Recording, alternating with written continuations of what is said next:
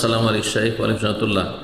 একেবারে উলঙ্গ নয়, লুঙ্গি পর অবস্থায় কিংবা পাজামা পর অবস্থায় বেগানা নারীর সামনে বেগানা পুরুষ গোসল করতে পারবে কি? খালি গায়ে আছেন আর লুঙ্গি পরে আছেন, গোসল করছেন। গোসল করার সময় যদি লুঙ্গি এমন হয় বা আপনি যে কাপড় পরে আছেন এমন হয় যে পানি পড়তেই জাহের বাতেন সব বরাবর হয়ে গেছে, দেখা যাচ্ছে, তাহলে জায়েজ নাই। তাহলে জায়েজ নাই।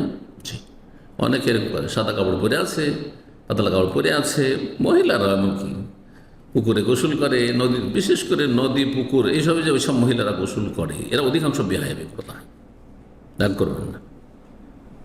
গোসল করে গ্রাম দিয়ে হেঁটে যাচ্ছে, হ্যাঁ, পুকুর থেকে বা আপনার নদী থেকে, আর শরীরে একবারে কাপড় লেগে আছে, ভিজা কাপড় লেগে আছে, আর তার সব কিছু জাহের বাতেন সব বরাবর দেখা যাচ্ছে। নাউযুবিল্লাহ, হারাম, এটি কাবিরা গুনাহ, এটি ফাহিশা, নোংরামি করা গেলাম।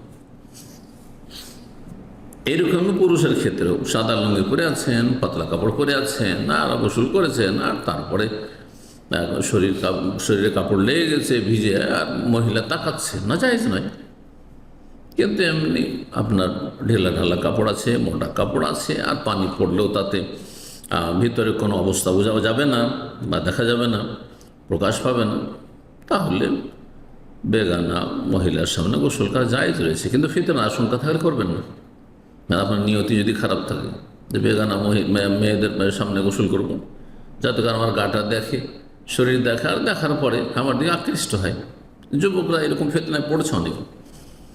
বা আপনি আপনার নিয়ত না থাকলে একটা মহিলা মানুষ, যুবতী ফিতনায় পড়তে পারে যে তার স্বামীর চাইতে, বিবাহিত ফিতনা পড়তে পারে, তার স্বামীর চাইতে আপনাকে ভালো লেগে যেতে পারে। এই জন্য যথাসাধ্য পারবেন এসব হারামের যে চোরা রাস্তা, এসব চোরা রাস্তাতে বেঁচে থাকবেন। যে আল্লাহ রব্বুল আলামিন এ কথা বলেনি যে ব্যভিচার করিও না, বলেছে ওয়ালা তাকরাবুজ জিনা, ব্যভিচারের কাছে যেও না, কাছে যেও না।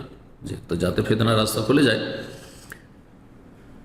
সেগুলি হচ্ছে জেনার কাছাকাছি চলে যাওয়া। আল্লাহ হেফাজত করুন।